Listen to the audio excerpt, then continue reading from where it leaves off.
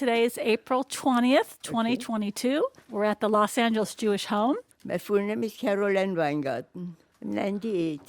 All right, so now if you want to just share, a little bit of your story from the time of the war. And actually, first of all, like where you were born and where you grew up. Born in Vienna, like? and that's where I grew up until Hitler came. And when Hitler came, I was thrown out of school. I couldn't go to school anymore. And so I was waiting. Something will become different. And because we had nothing to eat, we had nothing. They closed the counters and we couldn't take a penny out anymore. So you have at home some money, but not enough. And we couldn't take anything out anymore. We couldn't even have food, nothing. What year was that? I don't remember. I was 15 years old. 15. Yeah.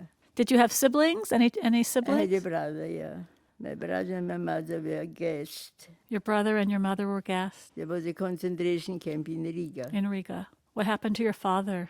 My father died natural. Naturally? Yeah. What did he do for a living? We had a store. Oh, family store? What was it like for Jews in Vienna? In the beginning, nothing. It was normal. We had friends. I didn't feel different because I was Jewish until Hitler came. Yes. The moment Hitler came our life, we had no food, nothing. And my father went to bring us something to eat. The Jewish agency opened. And when he picked up the food, he found out that there's a trip to Palestine, but only 300 people can go. And 3,000 wanted to go. So we stood all night long with my father in line until we came in. And because I could write and read Hebrew, I was chosen. Are you comfortable talking about what happened to your father? Comfortable. It's never comfortable, No. but what happened, happened. Yes. He was taken to Dachau.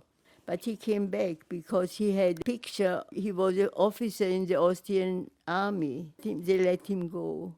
And They saw his identification as a soldier. He had a picture of Yes. himself in the uniform. Yes. And he said on the way, from both sides were standing women. One took on his overcoat, tore a button off. The women were hysterical. They spit on them and they cursed them. And he said it was the most unbelievable thing to see those women. What were they saying? What were those women saying? When they spit on you, who knows what Yeah. they were saying. And when you got to Israel, did you know anyone, or you No. were on your own? She put me into a school and where you slept and ate and you were in school like a child. Yes. What were your teenage years like in Palestine? When I was 15, I got married. I met my husband. I know him since we grew up. We were in the same neighborhood as children when my parents went to pray, so we were outside playing. So we knew each other. Yes. And you're married to this day. But how many years have you been married then? Over 80. So you were living in Palestine, became Israel. Yeah. And did you have children? No, not right away. No, you were so young. So what was life like back then? My husband had a job, and I knew how to sew. Mm-hmm. I took home always uniforms, I could sew. So I took them in, and I got money for it, and so we both had a little money to live on. At this point, you had no other family? I lost my family. What are your recollections of life when you were newly married and living in Palestine? I was young. I was not an old person to give up. So I was always positive. I never think negative. Things will be okay. Things will be okay.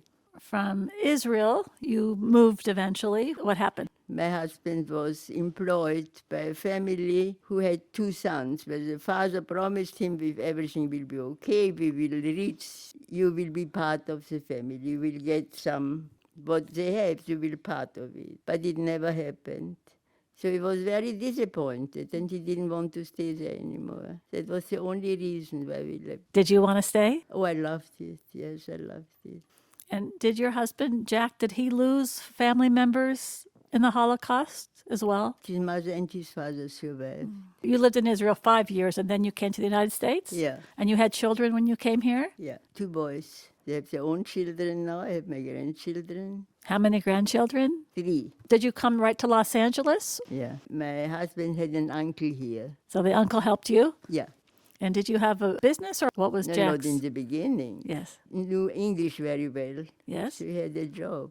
What type of job did he have? Because he knew very well English. Yes, he got a job right away. Yes. And I worked also because I knew how to sew, so I took homework.